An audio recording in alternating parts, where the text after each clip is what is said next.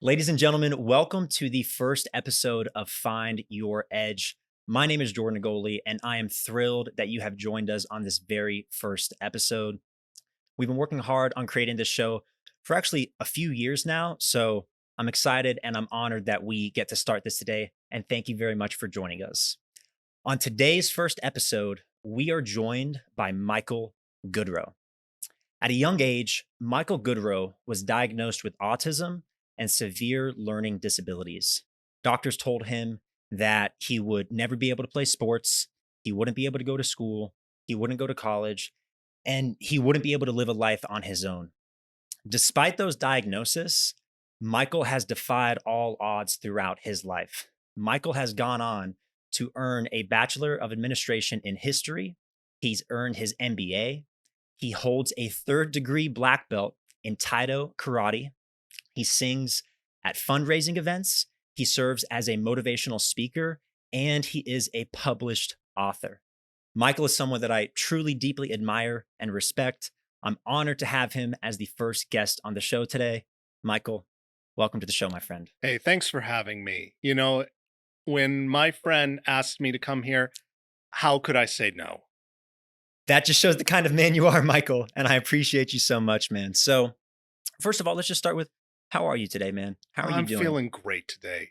My birthday was a few days ago, and I got to spend it at Dragon Con. Happy birthday. What does Dragon Con mean to you? And well, actually, what is Dragon Con and what does it mean to you? Well, it's Atlanta's biggest comic book convention. It's mostly held during Labor Day weekend, and it's a time where people can rejoice in their fandoms. Fun fact, Dragon Con started in 1987, the year I was born. So I Wow. think of that as a sign. But yeah, I'd say that it's a nice way for me to meet people and to be a part of the culture that I love, that I've loved all my life. You actually introduced me to Dragon Con, and you and I went, I believe, in 2015, and we Yes. met the cast of Arrow. We met Stephen Amell, Katie Cassidy, John Barrowman, and quite a few other people. So that was a fun day. So thank you Yeah. for introducing me to that. So, Michael, I wanted to bring you on the show today because I've known you. How long have we known each other? Well, we've 10, known 12 each years. other for 10 or 12 years, but we really didn't become friends until 2013 when we performed together at Japan Fest. My first Tenkai, actually. Yes, yes. When we were at Japan Fest doing martial arts together. So I actually brought you on my podcast, Teenage Entrepreneur, back in 2015 to talk about autism and you overcoming that and everything that you have done for it. And since then, you've gotten your MBA and you have written a book as well. I've read the book. I read the book a few years ago and I just reread the book recently. And I wanted for you to come on today to talk about your story. So let's start with this. How would you now describe autism to other people? Well, I actually do that in most of my talks.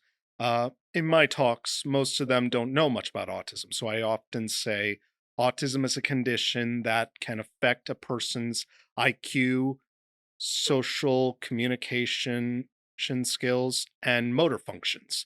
And depending on how severe, a person can be diagnosed either as high functioning or low functioning. And how would you describe the learning challenges that the doctors diagnosed you with at a young age? How would you describe those Well, to people now? well, I don't know if I could give you the scientific terms off the top of my No, just head, how you do it. but an example would be that I had trouble communicating with people. Mostly when I would talk, I would just repeat what I had heard from movies or TV shows. I wasn't always responsive. Like people would often have to tell me what to do multiple times. But, I was a very cooperative child, which could have made less of a headache, but, I also had trouble engaging socially with people back then. And what would you say are common misconceptions that people even today still have about other people with autism? Well, I would say one thing most people have misconceptions about autism is that we are all savants, like Forrest Gump or Rain Man or even Dr. Sean Murphy on The Good Doctor. I feel like that's something that that not a lot of people who are autistic are all savants. It's a spectrum. It can affect people in many ways. Everyone's different. Yeah. So, what I'd like to do during our conversation today is let's start with going all the way back to your childhood, and we'll just talk about your life in kind of a timeline. And then we'll talk about the book and dive into some more specific topics about the book. Of course. So, let's start with Michael Goodroe's childhood. Um, Tell me about, let's start with preschool and when teachers started to notice the learning challenges that you were facing. Well, I might again, I grew up not understanding or not even knowing that there was something wrong with me. I thought I was like every other child. But when I was doing all the research for my book, it was really eye-opening, and it was like I was looking at a completely different person. It seems that the teachers noticed that I wouldn't talk much, or I wouldn't I wouldn't be able to understand the subject. Yeah, they had to tell it to me multiple times, and I didn't really have good motor skills or a good sense of function function. Like I said in my book, it was like my mom would say it was like my right and left brain could not connect. So the bridges weren't really there. And something that was important to note was the knowledge about autism today was not the knowledge back then, Oh, correct? Can you absolutely. speak on that a little bit? Oh, absolutely. Autism was a rare condition back then, and not many people knew how to handle it. My mom found periodicals to help her try to understand it. Some behavioral psychiatrists back then believed that punishment was a way to help a child with autism. Thankfully, my parents did not Thank do that. goodness. And I had a most I thought I had a mostly happy childhood and stuff like that. So, autism so when you were facing those challenges, was autism even the word that was coming out? Probably not even being said then. No, probably not. But again, I grew up not knowing that there was anything wrong with me. So, it sort of was like it was sort of like my own personal bubble in a way. Now, the man you are today, you have worked tirelessly for decades, your entire life. And just before we started the interview, you came in and you said, "Hey, I like to get here early because I'm punctual and I'm prepared." And that's a great way to describe Michael Goodroe. You show up early, not even on time. You come prepared and you work harder than anybody else. And I think that when people hear you right now, you're very well spoken. You're a kind, compassionate individual that loves other people and talking to them. And I think it might be a little deceiving for them to not know the challenges that you face. So, can you talk about the hard work and the amount of time and energy you and your parents had to put in, especially as a child, just to be able to go to school and get accepted into school? Talk about that. Well, yeah, that was a big challenge in my life. My parents uh, prided prided me on trying to be early, to always do well. Like, they wanted me to succeed. So that meant we had to work hard together. We had to make and my parents are both type A personalities, so they sort of helped instill that type A like personality in Yep. me. So, what kind of stuff would you and your parents have to do in elementary school, middle school, and high school for you to be prepared for the exams? I know that you guys would have to put in extra time on the weekends. You would have to do extra therapy. Talk a little bit about that. Well, yes, we would have to put in as much time as we could. It would have taken me hours to do what most students would in minutes. It was like I could see, I could only see the question, but I couldn't see how to solve it without someone else's help. And my parents would do things like create practice tests so I could understand the material better. And my parents would read with me my textbooks to help me also understand the material. They did a lot to help me and everything, and I am eternally grateful for that. And you speak about that in your book quite a bit. And we will talk about your parents and the impact they've had on you later in the interview. And for everybody watching, I'm going to reference a lot of things from Michael's book.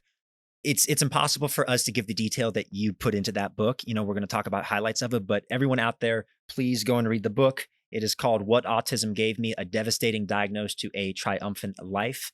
And you can get this on Amazon, correctly? Yes. Yes. Okay. So we're going to reference this a lot, but for everybody, this is really what you want to be reading, and it will supplement the interview perfectly.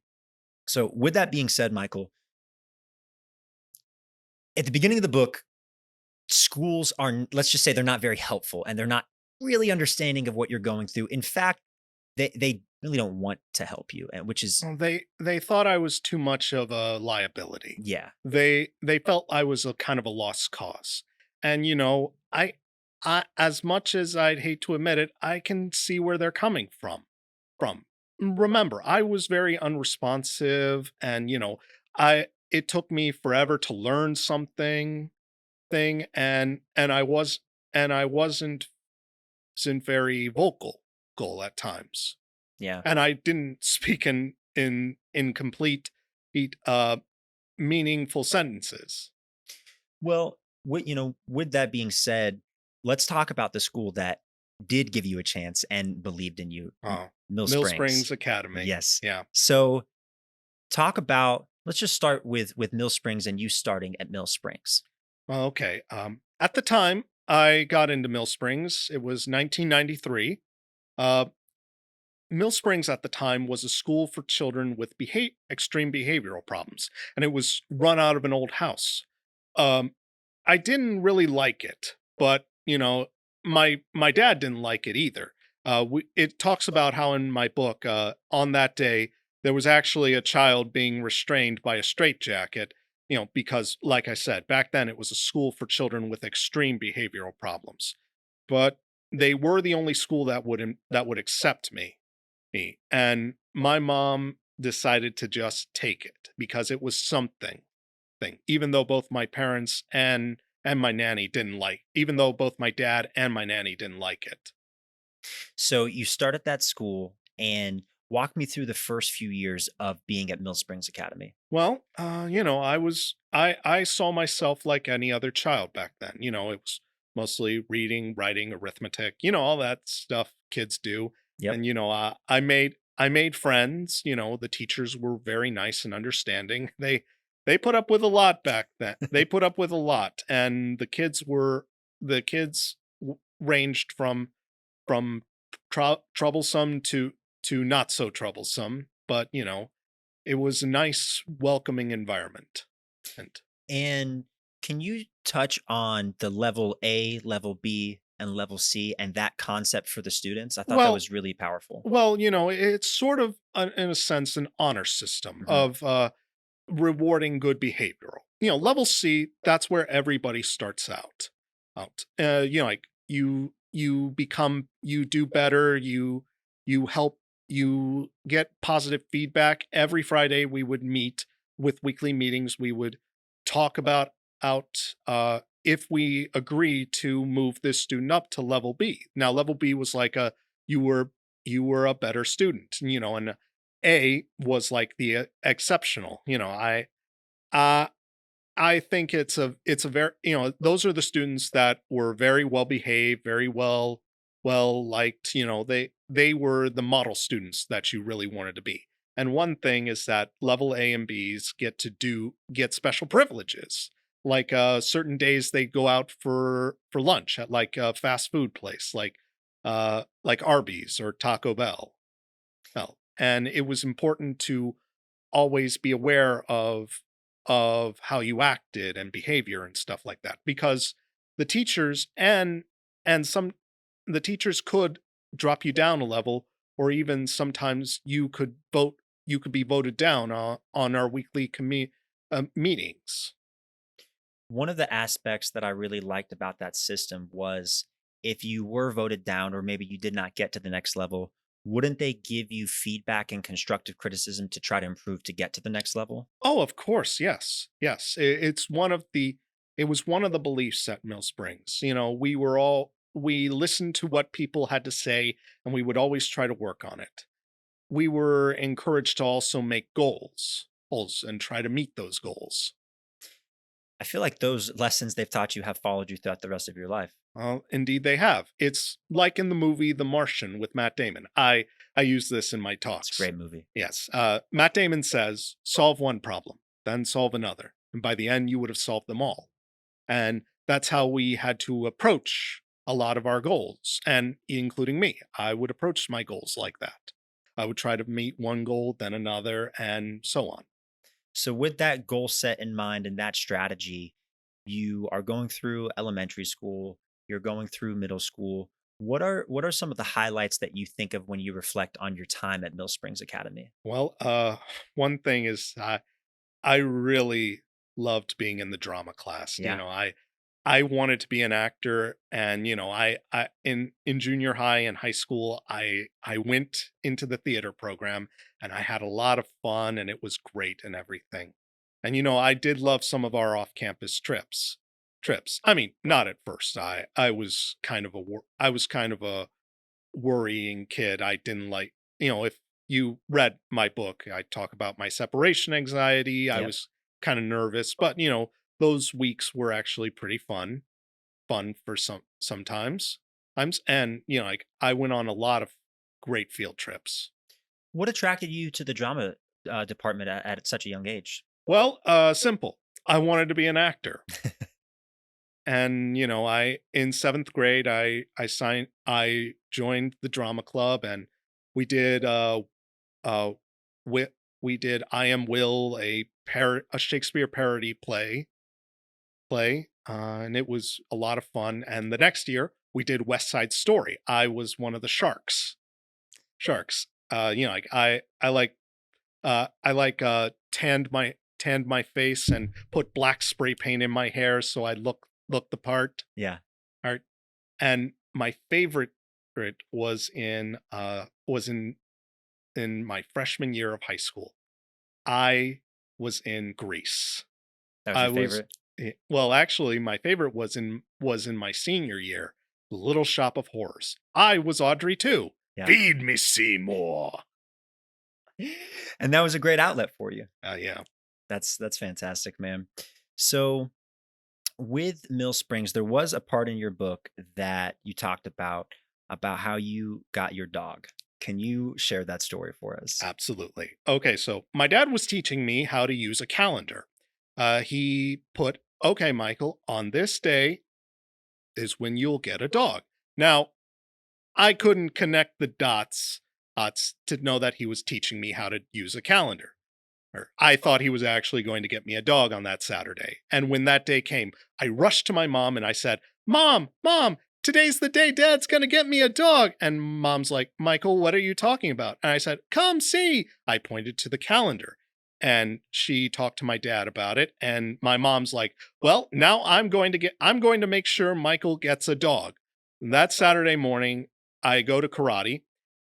My friend Vance Fight, oh, well, Vance, Yes. duh. But people Vance. listening may not, so Okay, yeah. for those of you listening, Vance Fight is a friend of ours at our karate school. He was there as long had been my best friend since I was a kid, and we used to train together when we were kids. We took our black belt test together. His mom and my mom were our friends, and his mom turned to my mom and asked, "Hey, do you know anybody that would like a golden retriever puppy?" And my mom said yes in an instant. It was like a sign from God, I guess. And that Saturday, I got to meet the somewhat few week old puppies. They were all golden retrievers, and they said like in a few weeks I could come get one. And the weeks changed, and I actually got her. I wasn't very creative. I named her Zeo after the Power Rangers, because it sounded I cool. think it's a great name. Well, and I love that dog. Yeah. And I wanted you to share that story just because I felt like it was a good example of how you took things literally and your dad, which your parents have always done a great job of understanding you, but I think that's a good understanding for people to see how you perceive things at that age. So, Michael, after not even after Mill Springs Academy, I think. At what point did you find out that you were diagnosed with autism? Well, actually, before my graduation in my senior year. Now, when I was 15, I had been told that I had learning disabilities because Fox 5 did a report about it. And, I didn't really know much about what was going on. And again, when I learned at 18 that I had autism, I I just didn't know. I didn't really make a big deal out of it because I had no idea. Deal. I just went on with my life as usual. Yeah. So when you heard about it, it didn't. It just kind of in one ear out the other. It just didn't really change things for you. It didn't. No, I didn't know this. It wasn't until I started writing my book that I got the idea of where I was. I see. So when they told you at that time, it was kind of just a word to you. You didn't understand the challenges because it was you. It wasn't until you look back later on. That makes sense. That makes sense. So you're going throughout school in Mill Springs Academy. Um, Talk to me about the growth of Mill Springs and you growing with Mill Springs at that time. Well, okay, like I said, Mill Springs was actually in Sandy Springs. That's why and it was actually near a mill, Mill Springs Academy. But when the main building burned down, thankfully nobody was hurt. It was on a Saturday. They were able to move to a new location in Roswell. And over time the school grew in size and it started to change. It slowly didn't just become a school for children with behavioral problems. It then became a school for children with learning disabilities as well. And more moved in that direction. And I sort of changed with it. I was I I sort of became a better person over time because I was meeting goals. They still kept the core about trying to be a better person and trying to keep an open mind about stuff like that, and I am forever grateful for what it's done. And one of the things I loved about it, and again, referencing from your book, is that every teacher was invested in making sure that you improved in whatever department area of study, schooling that they were focused on working with you, correct? Yes, I don't not just me, but every student, and some teachers were actually willing to help tutor me, which now looking back, I am forever grateful for that. So, fast forwarding towards the end of high school, talk to me about college. And was college an opportunity at that point? Was it not? Explain that. Okay, well, I wanted to go to college, but sadly, if you remember in my book, it talked. My SAT scores were below the average for the admissions.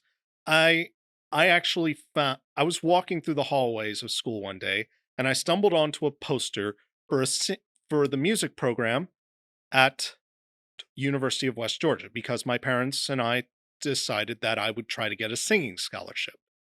And I met with the head of the music department at University of West Georgia. I talked about Mrs. Richards in my book. She was my piano teacher and my vocal teacher. Yep. She taught me how to sing classical music. And Dr. Hibbert, the head of the music department, I auditioned in front of him, and he was so impressed. But here's the thing: I did not tell him my SAT scores until after the audition. He was so impressed.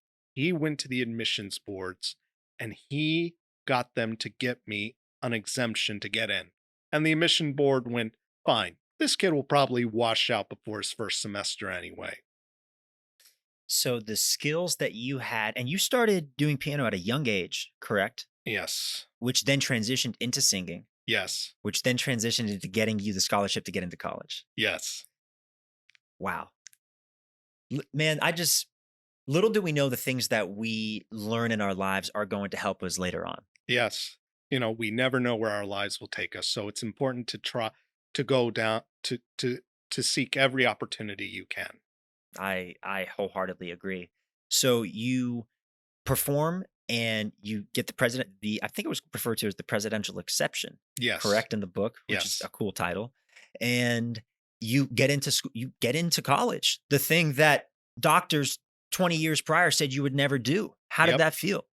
Well, honestly, again, I still didn't know much about my condition and Fair. everything. Yep. I just thought, "Hey, this is another big step in my life. This is college." Like, I thought it'd be like Animal House when I was a when I first started, but then again, I don't drink, so, huh, but I mostly spent most of my time studying, Mhm. so yeah, not exactly Animal House. But wasn't college the first time that you were living away from your parents? Oh, Correct? absolutely, yes. Tell me about when you first started at school. I know that your mom helped you move in, and then she had left. And in our last interview that you did, and even in the book, you talked about separation anxiety. Can you speak on that?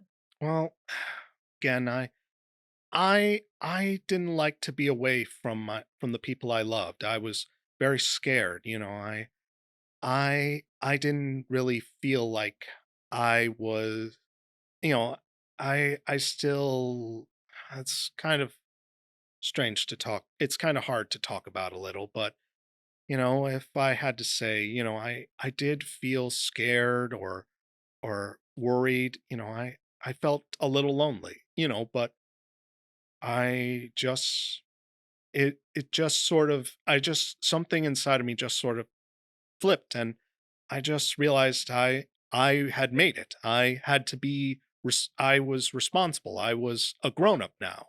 Or, as best you can at 19 years old in college. Yep. The first step into adulthood. Yeah. Well, even though it's uncomfortable to talk about, I do really appreciate you sharing because you're not the only person that struggles with separation anxiety. People with autism do as well. People without autism struggle with it significantly.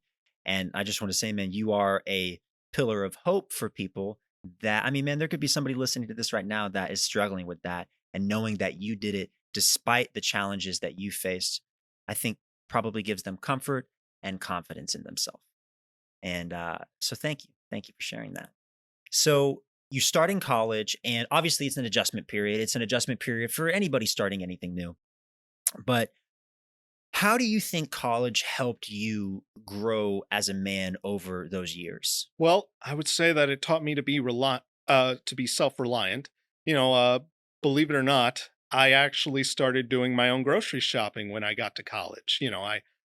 I had never done that before. I would just tell my parents what I want when I was a kid, or I'd go with them and just get what I want, and that was it. But now I had to be aware of my own money. I I I was in charge of myself, and I tried to be very responsible to be to take good care of myself and stuff like that. I prided myself on that. Yeah, listen, there's a lot of people that struggle with those skills 20, 30 years, 40 years later on in life. So the fact that you were learning those at that age is a great skill to learn. I don't want people thinking that college was some easy breezy thing for you. Oh, absolutely It not. was not. How much work and time did you have to put in to get through those courses? A lot, a lot. Yeah, I would mostly read every chance I get. I tried to absorb the material. I would have my tests be in the learning annex because that it was easy for because most of it was quiet. I was easily stressed. After every test, I would at least go to a vending machine and buy a candy bar just to help me relax from Yeah. that. And, I would buy 2 sets of books, one for me and one for my parents to read with me to help me understand the material. Oh, And weren't you studying with them on weekends too? oh, absolutely. Yeah. Yes. Which this is a theme that throughout your life, even when you are faced with challenges, you will not put in double or triple the effort. You will put in 5 to 10 times the effort that another person might. You said that work ethic that was instilled by your parents. Yes, I would say so. They are both type A personalities, and they sort of helped me and my brother enforce that. So, going throughout college, was there ever a point during your bachelor's degree that you wanted to quit and leave? No, No. because I knew that this was my only option. It was either all or nothing. So I was in it for the long haul. You were all in. Now, what did you start off majoring in? Well, I first started in music, Okay. but due to my auditory processing skills, certain classes just were not feasible for me. Mhm. So I then went on to be a mass communications major, but that required 4 semesters worth of a foreign language class, and that wasn't that was also difficult for me and me, not just with my learning disabilities, but also my parents had trouble learning foreign languages as well. So another thing was that I was big into history. I loved history because I loved to learn about what came before because I found it fascinating. So I decided to change my major to history. And after you changed how long through your college career was that changing? Well, okay. First, I was a music major for like a semester. Then I was a mass comm major for 2 to 3 years, and for the rest, I went to college for 5 years. A common thing nowadays. Absolutely. And for the rest of my years, I changed my major to history, and I had to get through a lot of my courses. I had to go through the majority of my major's courses for the rest of the semesters.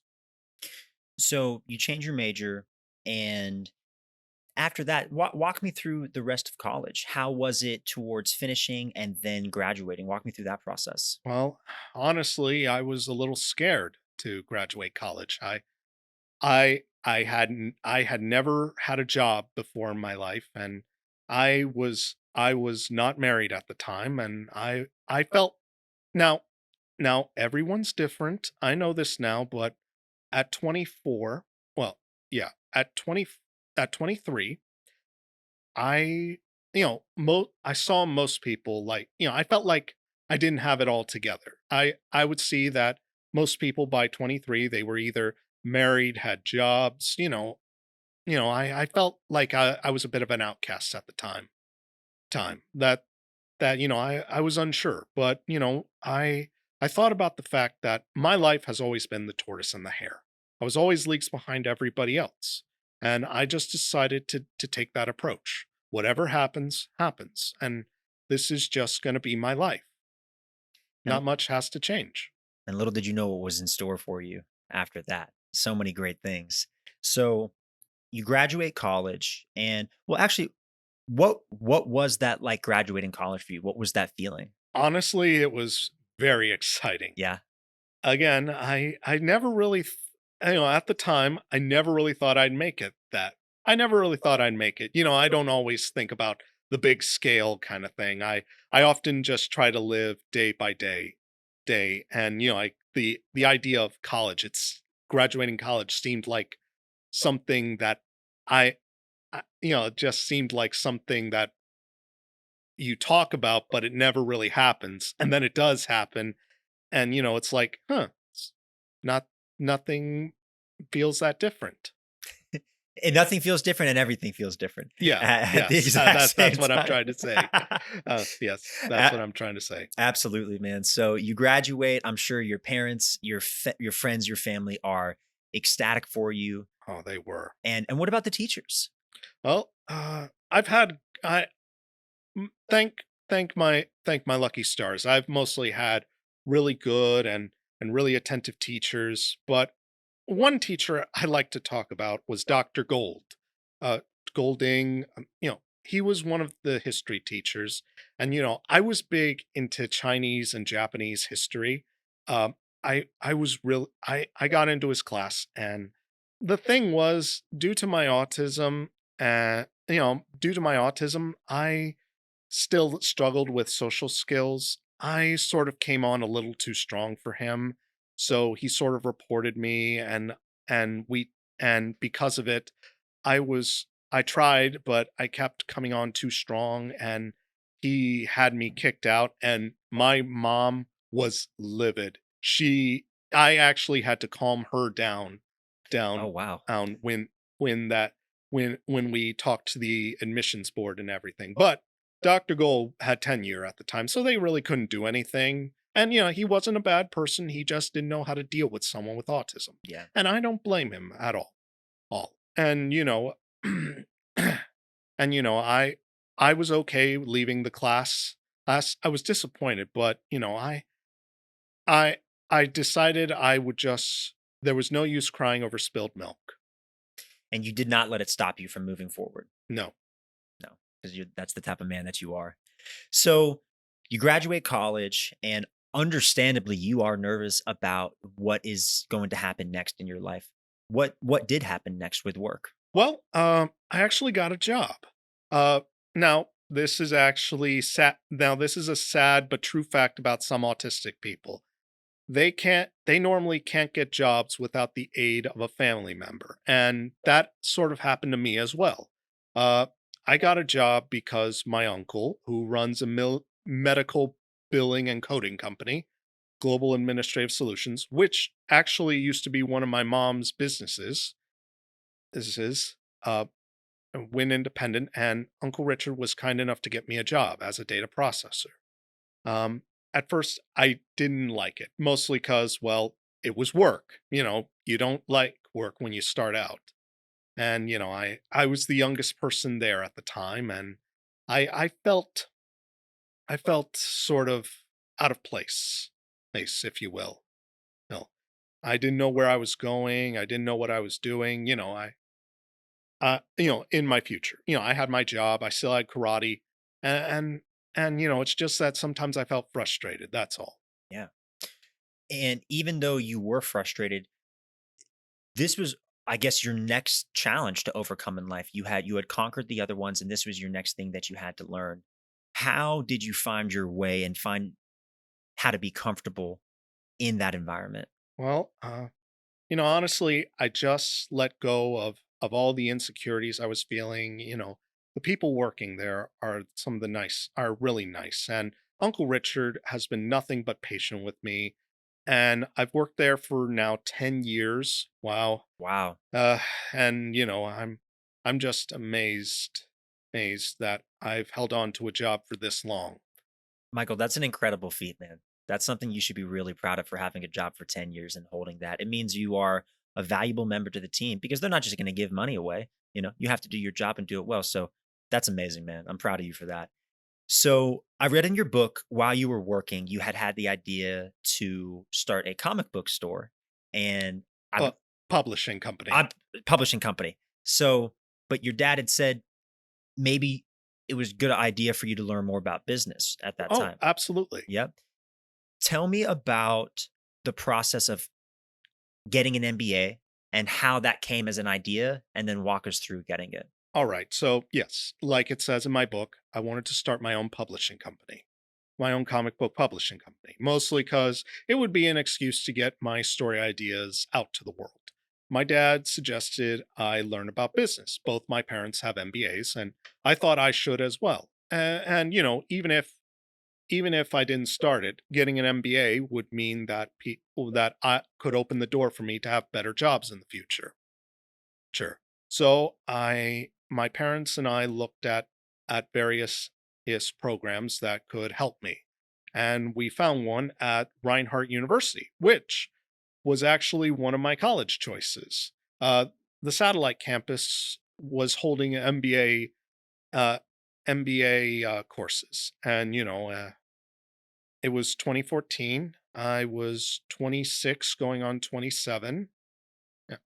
I was I started when I was 27, yeah. Yeah, and by the time I was 28, we had I had finished I had gotten my MBA, and it was really tough, 3 hours a week on Thursday. We would have to crunch all the classes together within 2 years of all that. We'd start in September of 2014, ended in May of 2016. And it was tough. I still bought 2 books so that my parents would help me read and stuff like that. Yep. And I was still grateful for what they did. I And you were working full time yes, doing that too, yes. and training at karate. Yes. I remember because you and I were training together, and I would say, "Michael, how you doing?" And you'd say, "I'm doing great, but this MBA is hard." Yeah, it was, but I just had to keep going. I can't quit. When I start something like that, I can't quit. I got to see it through to the end. Absolutely. Otherwise, it'll be waste. It would be meaningless. Absolutely. And that has been the theme throughout your entire life. And what I really hope people can take away from this is no matter the challenges that you faced them head on. You weren't afraid to ask for help and you continued to push forward. So from there, what do you think you learned from getting your MBA? Well, I learned a lot about business that I didn't really know, and surprisingly, I'm actually a I'm a good public speaker that helped me out a lot. I read Steve Jobs's book about public speaking, and it helped me try to be a better public speaker. And I sort of have deep respect for anyone who starts businesses, especially in this economy. It's tough, man. It is. It's very tough to start, run and grow a business, and then maintain a business. Oh, It's absolutely. very challenging. So, last question about the MBA is what what did it feel like when you graduated from that MBA class? And now you're not only a college graduate, but you have your MBA, which not a lot of people ever get. Well, honestly, I was glad, I was happy. I was glad it was all over, all the work and everything I did, and it felt good. Felt good to get my diploma, to get not one, not two, but three different diplomas. That's incredible, man. Yeah, it was great. And I'm sure it was nice to have the workload off your shoulders. Absolutely. So, pivoting from the school because we talked about you in elementary, middle, and high school, going to college, and then getting your MBA. Let's talk about Taido Karate Okay. and the martial art that you love so deeply, and that I do as well. Um, I know Taido Karate has been a part of your life since what age did you start? 5. 5 years old. So I started at 12 years old. Um, how do you describe Taido to people? Well, it's a martial art style that incorporates three-dimensional movements. It's a style of karate. I often a lot of our as you know, a lot of our techniques are sort of inspired by nature in a way. Yes, The ti- the tides of the ocean, the spin of the wind, the movement of the clouds, the strike of lightning. It's inspired by nature in a way. And it sort of embraces that Japanese Shinto like idea of that everything is alive in nature. And with Taido, it doesn't just feel like just regular karate. It feels like it's in a third dimension. It feels like it goes in a third dimension. It feels alive in a sense. I've never heard Taido I mean, described that way, Michael, this and is no, just I love that. I'm just saying what's in my mind. But yeah, Taido is amazing. I guess that's just how I'm trying to describe it. And actually, fun fact, in the manga Jujutsu Kai, Kaisen, the main character Yuji practices Taido. You blew my mind with that description. It's another plane, it's another universe that we're working on when we're in martial arts. That's a beautiful description. What impact has Taido had on your life? And I know that that is a big question. Okay, yes. So I'll try to keep it bit simple. One thing, Taido taught me to be more confident, to never give up. As Sensei says, he's very intense. Man is in his 70s, but yet he still acts like he's in his 30s. He's He does. Yeah, he is very intense. He's very go get. He's got a very go getting spirit, and I love that. He inspires loyalty, friendship, trust, unity. He instills us very Japanese like ideas of of teamwork. Work. And they also believed in you and gave you an opportunity because when you started at 5, that was also when those schools were you would refer to it as a liability, but I would refer to it as not wanting to to give you a chance because of that. But Uchida Kaicho gave you that opportunity. He did. He did. And, I was behind a lot, and it was kind of hard sometimes. I was always leagues behind everybody else, but, you know, our Uchida Kaicho's son, Mitsaki, he was nice enough to actually come to my house and help me catch up on what I didn't on what I was behind on occasion. And I am forever grateful for him for doing that. I didn't know that until you had written it in your book, and it made me emotional just because I love Mitsaki deeply. He's actually going to be a guest on the show in a few months, and it just goes to show how he went above and beyond to help you. But it also shows that you once again were putting in the extra time behind the scenes that nobody was able to see. There's a commercial created by Under Armour, I believe it was for the 2016 Olympics Oh, that with that's Michael. that's the shirt I'm Oh, wearing. there you go, man. So I think you'll like this. It's a commercial, and you know how commercials have a tagline at the end of them. And I hope I don't botch this because I haven't looked at it in a while, but it says, "What you do in the dark puts you into the light." And it's a commercial about Michael Phelps, and it's him training in the darkness, and then it cuts to him winning gold in front of millions of people. And I feel like that's a symbolic of your life too. You did all this work behind the scenes that nobody ever saw to grow into the man that you are today. Yeah. Again, I'm forever grateful to the opportunities Taido has given me. And I and I am and I will always be grateful for them no matter what.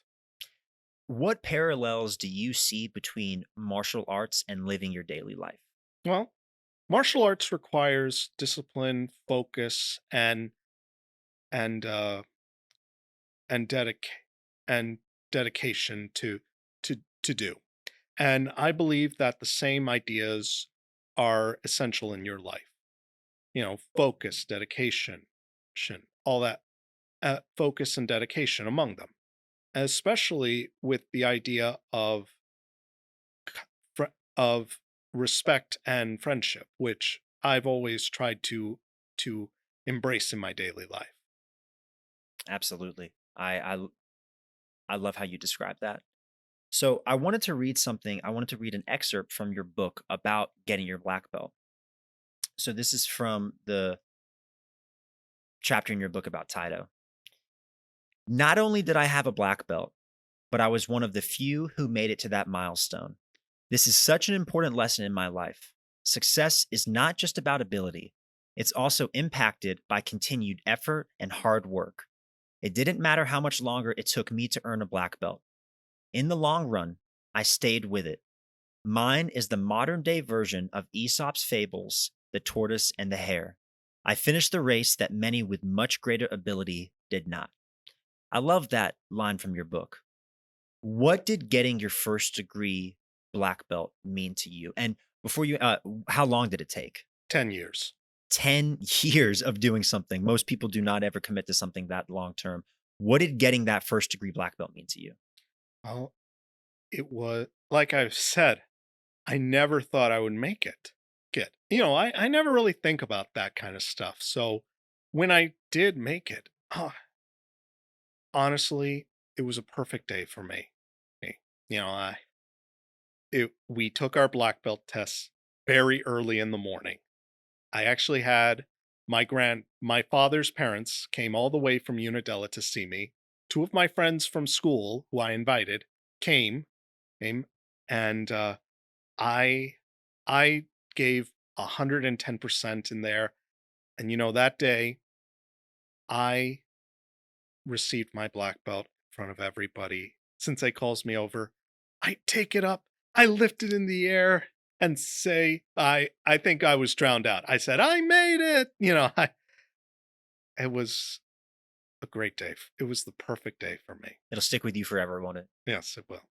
And now you have achieved your third degree black belt in Taito, which I can imagine you did not even fathom was possible. Well, believe it or not, I had turned 30. I had turned 30. It was in 2018.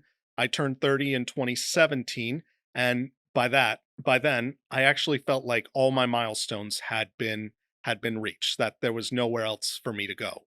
Oh, and I had made peace with that, but they announced at summer camp that I was getting my 3rd-degree black belt test, and I was shocked.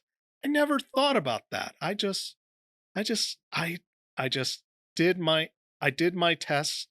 My mom was even nice. My mom came all the way out there to be with my dad and me, and I took my black belt test, and it was really awesome to earn my 3rd-degree black belt.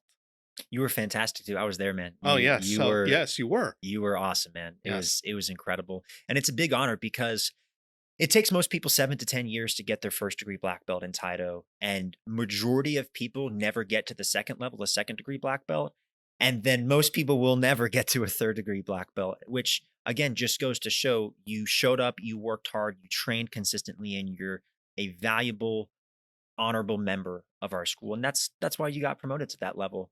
One more question about Taido. After 18 years in Taido, you placed for your first time in a tournament, and that is extremely challenging. It is challenging to compete in a martial art tournament just to Yeah. enter.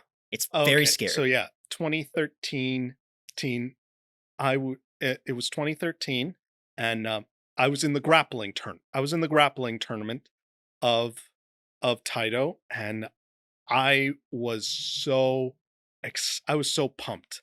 You know, I actually, if you were there, I don't know if you were. I was there, I remember. Yep. Yeah, I used some of our traditional judo and jujitsu moves, which gave me a bit of an edge in our grappling tournament.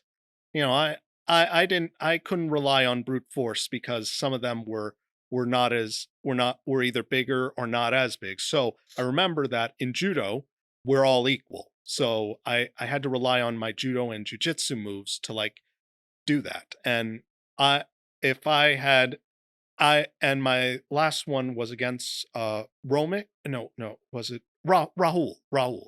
My last match was against Rahul. And if I could have gotten my Tomoe Nage right, I might have, who knows what would have happened. But to win my first silver trophy was a great feeling for me. Against an incredible against amazing competitors. Oh, yeah. Yeah. And if you remember in 2019, or was it? Yeah, 2019, I was in the descent. I was in the descent of our tournament, and I had made it to the finals, and I was against Tomer Bromberg, Berg I remember. in the in the Descent finals, and I had won silver again, which I didn't think that would happen. Again, I was 31 at the time. Michael, you came out guns blazing, man. You came I remember that match clear as day. Your very first match, you came out with more fire and energy than I've ever seen before, and you Well, won. It was well, incredible. the mentality was I probably wouldn't make it, so I might as well go all out. Don't hold back. It was also, one of the best Jissen groups we'd had in a long time with high level black belts. It was an incredible match. I remember it that year. So, well, thank you for sharing about your Taido Karate experience. And again, if you guys want to know more about it, just go read Michael's book. He dives deep into Taido and what Taido taught him and gave to him as well. So, Michael, let's talk about the book Okay. and the process of writing the book. How did the idea start? Well, okay. It's actually a very simple one. I had been asked to be a keynote speaker at Jacksonville State University, the one in Florida, not the one in Alabama, not Florida. Got it. And you see, I had actually this was not my first time being a speaker. I was actually a I actually was part of a Q&A last year, and and also again last year I was at a autism awareness at the CDC, and they liked how I came across, and so they asked me to be a keynote speaker. I did. I did a great slideshow and everything, and Valerie, the head of the special needs department, who actually writes a foreword in my book, came up to me and she said, "You know, Michael, you should write a book." Now, at the time, I was going through my MBA, and and it was in one ear, out the other, the idea. Yeah, I I thought it was impossible. It would have taken me for it takes me forever to write anything, and I don't think my story would be that interesting. So, but the idea stuck with my mom. So, a little while later, mom comes to me and she says, "You know, Michael, you should write a book. You should write that book about yourself." Again, I wasn't really 100% about it, but my mom assured me that she would help me. Uh, she saved a lot of the stuff from all the testing I did from school, like firsthand report cards, all that stuff. And I we were able to use that to write my book. And it was some days I was just shocked at all this stuff about me. And I learned a side of myself that I didn't even know existed. I would even stop sometimes just because of how heartbreaking it sounded sometimes.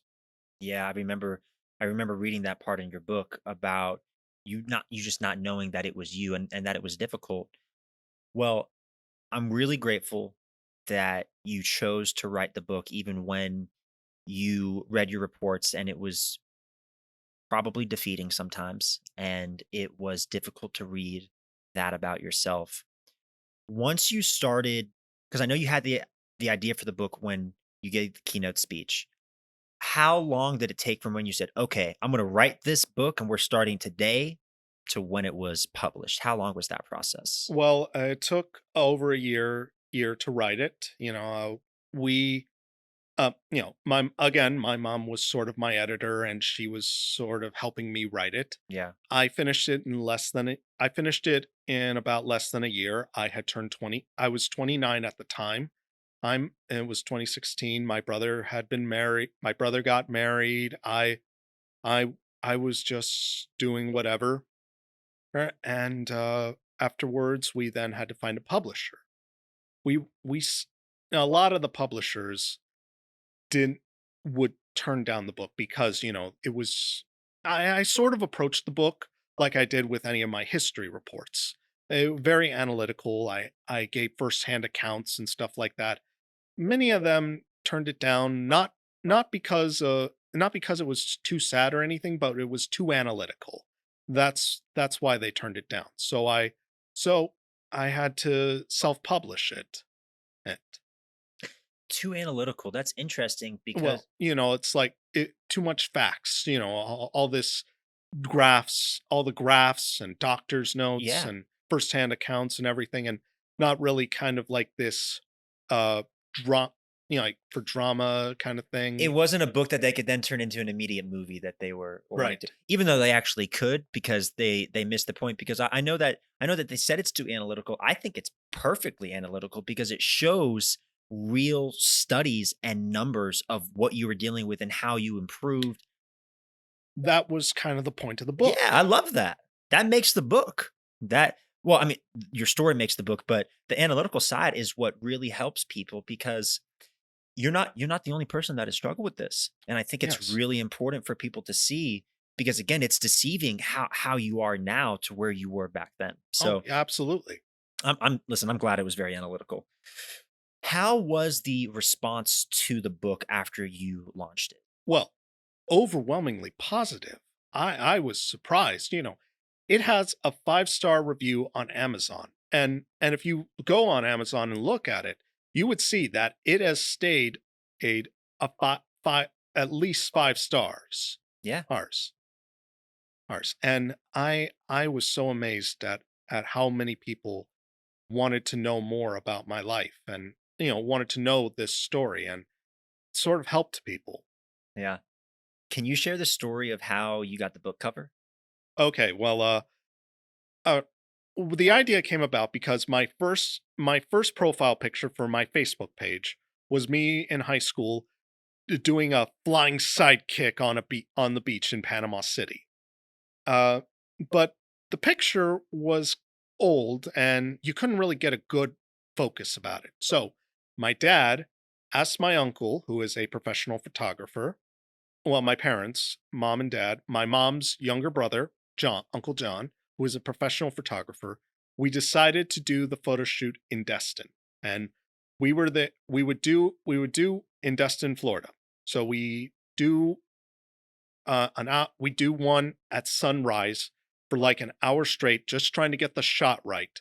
And then we would do a second one at set just to get the shot right of me just doing a perfect flying sidekick.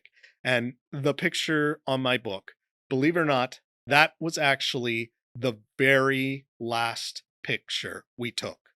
That is not photoshopped in any way. I had to do like 200 flying sidekicks just to get it right. And that last one is the one we chose for the cover. I'm looking at this, man. This is such a beautiful sidekick. It's incredible, and the lighting. I actually thought you had photoshopped this. I remember when I got the book, I was like, Michael, this is awesome. Who photoshopped the cover? This is totally real. Yeah, So it that's is. that's why I loved it. Yeah, 2 hours of hard work. Yep. Not surprising that you're Michael Goodroe. You put in the hard work, my man. That's you. So something I noticed is that every chapter of the book starts with a quote by none other than Bruce Lee. I feel like I know the answer to whose idea it was, but whose idea was that and why? It was my idea, and, Bruce Lee had always been a hero of mine, you Yeah. know? He was he was known as the dragon for a lot of reasons, and, he faced a lot of adversity in his life, and, I read some of his philosophy books, and I was deep into it in my when I was young, and, I love to watch his movies, and, I felt like, you know, having Bruce Lee's quotes, like relevant to his philosophies and his stuff like that. I really love his talk about being like water. The talk goes, the, the quote kind of goes, put water into a cup, it becomes the cup. Put it into a bottle, it becomes the bottle. Now, water can flow or crash, be like water. That's a that's a good metaphor for life. Adaptation. That's the whole point. That was something I really admired about Bruce Lee. I think if Bruce Lee was here right now, Michael, not only would he be very proud of you, but you guys would be friends. I hope so. I'm Uh, confident of that. So I would like to pivot a little bit and talk about your parents a little bit. okay. I have a quote from your mom that I'd like to read from your book. From the start, we saw more potential in our son than any testing results were demonstrating. We never gave up on Michael, and no matter how difficult the challenge, Michael never gave up either. And that's from your mom, Joan Goodroe. Can you tell me just about the relationship that you have with your parents throughout your whole life and what they mean to you? Oh, it was great.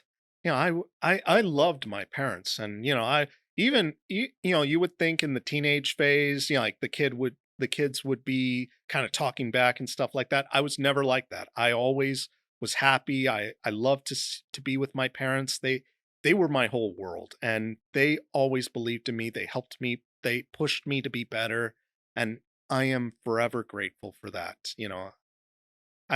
I'm still they're still a part of my life to this day. You guys are very close. Oh, absolutely. I would say so. I'll be honest with you, man. During your book, I did get emotional a couple times just seeing the amount of time, love, and energy that your parents invested into you and how you invested it right back. And I just love that, man. I really love that. I think it's a great example of what family can do for one another. Yes. Yeah. I wholeheartedly agree. Hey. So, your nanny as well. Yes. I know that your nanny had a huge impact Oh, on your life. absolutely. She usually took me to school and picked me up, and whenever I was having a bad day, or whenever I would talk to somebody, she would always be the first one to hear. I always could trust her to listen. And when I was a kid, to show that I was paying attention, she would make wrong turns and I would point out that she was making the wrong turn. So she knew I was aware. And, Jija is like a big part of my family. She is very important to me. And her mother, there was important too, even though I could never understand a word she said, but I could always understand what was in her heart. And, I tried to learn Spanish just so I could talk to her. And, and Gija is very understanding. When I was a kid and I would hang out at her house, we used to watch James Bond movies and Steven Seagal movies together. There, and I love that very much. I love the relationship that you guys have one another, and you're still very close with your nanny Gija today. Yes, yes, I am. Now, fast forwarding to present day and what you're working on today, talk to me about the motivational speaking. When did you start giving speeches? Well, I mean, as I already told you, at Jacksonville State University, I was sort of I was a keynote speaker, and like after I wrote my book, people wanted to know more about me. They wanted me I was starting to be booked at things at corporate events and Rotary clubs, and I would talk about autism. I would talk about my own story about striving and coming through, back in 2018, and I really enjoyed it. It was something I was very happy to do, and I enjoyed it because I loved doing these presentations and stuff like that. What reaction and impact do your speeches have on the audience members once you're done? I've seen you get standing ovations, but what do people come up and say to you? Well, some people will come up to me and ask me about what to do about family members with autism. Most of the people I talk to, they have children and grandchildren that struggle with autism, and I try to tell them that it is tough, but if you never stop trying, if you just stick with it and try to help them the best you can, it will work out, but then again, who knows? Everybody's different, and I just try my best to tell them to never stop trying. And I'm so grateful that we have you in this world, Michael, because those words and your actions do give people hope. Because there's somebody out there right now, there's parents out there with a young child like your parents were faced 30 years ago. And having a man like you going out and giving speeches, sharing your testimony, your story really does give them hope. So thank you, man. Thank you for having the confidence to do that. Now, I know another incredible skill that you have is singing. Yes. And I know we touched on it earlier. You started piano wasn't working. You started singing, fell in love with it, had a talent for it, and that is what got you into college. But there were some specific parts about your singing story that I found fascinating. One of which was you were able to hear a song and then replicate the tune of that song and learn the words very, very quickly. Is that accurate? Well, yes, but sometimes it would require multiple listenings for me to get and I would just sing it out loud, like I would just for uh just out of the blue, I would just be doing something, and then I would just start singing, why do you build me up, buttercup baby, just to let me down and mess me around, and then worst of all, yeah, I would just sing whatever came to my mind. And So, is there a specific style of singing that you initially fell in love with, or you just like to sing in general? I just like to sing in general, but as long as it's good. Because if I sing bad, people will tell me, and I'll try not to sing bad. I've never heard you sing bad, Michael. Oh, Um, it has it, happened. I just don't sing when I'm bad in front of others. that's fair. Well, if you heard me, man, it's bad about 99.9% of the time. So we're not going to get into that. So one of the things that you said was in the book that you had no problem learning how to sing a song in Italian. Is that Yes, I would just learn the words, learn the pronunciation, And, I would just sort of sing along with it. Like, oh, so serenata, agritas. It's been a while since I've sang that, but That sounds great, man. yes. And is what is it like trying to learn how to sing a song in another language? Do you know the translation of the words, or you're just picking up in the enunciation of it? I'm just picking up on the enunciation. I just know how to sing it phonetically. I can't I don't know what they're saying thing. So I don't have an idea what it sounds like, but I don't know what they're saying, but I sort of have an idea of what it sounds like when I hear the music, how it would be soulful or happy or sad in a way. Like, Yeah. with the music, I sort of get the idea. Now, I know that you sing at lots of fundraising events. Just tell me about what you do with your singing present day.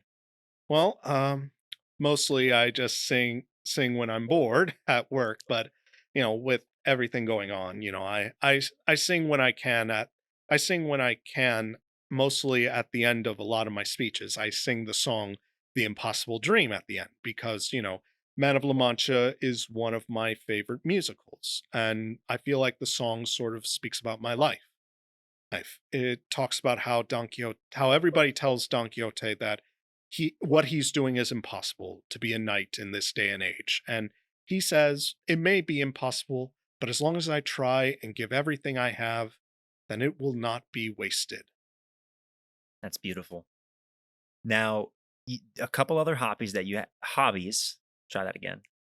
A few hobbies that you have outside of singing and martial arts. I know one of them is you created a comic book.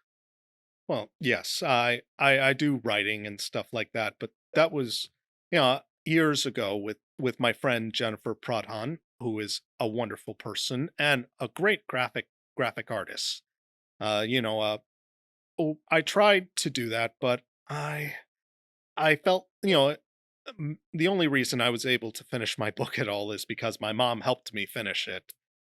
So when I do projects by myself, it usually takes me a long time. But yeah, I'm very proud of my comic book. I just wish I was I just wish I had more I just wish I had more dedication to writing because I sort of I've actually moved from writing comic books because I felt that it sort of held me back. How I write, when I started writing short stories and my fantasy novel, I would just write the sections I I I had an idea about. And I would then and then if I could, I would fill that in as best I can. So, one of the things that I wanted to talk about before we wrap up today is a message to others that may have autism or to family members with children and other family members that may have autism. Um, what would you say to parents of a child that may have just been given a diagnosis or someone that is at your speech and listening and you're talking to them afterwards? Well, one thing I would definitely say is they need you now. The world will be against them and they don't need you to be against them. They need you to be there for them, to be in their corner, to help them get better, to help them face this world. Because yes, this world is hard, but that's why we got to stick together. That's why we got to make it better. We've got to stick together and help those we love. We absolutely do, Michael. There's a quote from your book that you said, by definition, when a person has autism, there is a lack of ability to be aware of their social challenges. Telling someone they need to work on those challenges has absolutely no meaning if that someone is autistic. How do you think we can communicate better with people that have autism? Well, I I'm not always sure because everybody's different and it's not always easy to know what works for one person may not work for everyone else. But what my parents did And what school did taught me was to just talk to the person, try to help them help them understand and maybe even incentivize them in some ways, to tell them that they can be rewarded if they're better. That by I attack uh, addressing these problems, they can get better. And I want people to understand how to communicate better, Michael, because we need people like you in the world, man. We really do. And you've added so much value to not only my life, but all the people that you have touched in your life. And I just think, what if your parents hadn't invested as much in you? What if Mill Springs hadn't given you a chance? What if University of West Georgia or Taido didn't give you a chance? And again, man, I've said it before a couple times this interview, but thank you for continuing to push forward and be an example for people. Well, thank you very much. And one thing that I think is that it's all part of God's plan. I'm born I'm Catholic, so I've always believed in God all my life. So I've always felt that God has given me so much in my life, so much love and so much happiness. And I just try my best to be a good person and try to give that back as much as I can. But you do an amazing job of it, my friend. You do a great job of it. So before we wrap up, I would love to dive into some fun questions about you. Ask away. You ready? Okay. Absolutely. So, Michael, what is, and we're going to go a little faster with these. So, first thing that comes to your mind, what is a movie that defines you? Raiders of the Lost Ark. Good answer. Good answer. What is a TV show that defines you? The Simpsons. Okay. What is an album that defines you? The Iron Man 2 AC/DC album. I was not expecting that, Michael, and I'm going to have to listen to that after the interview.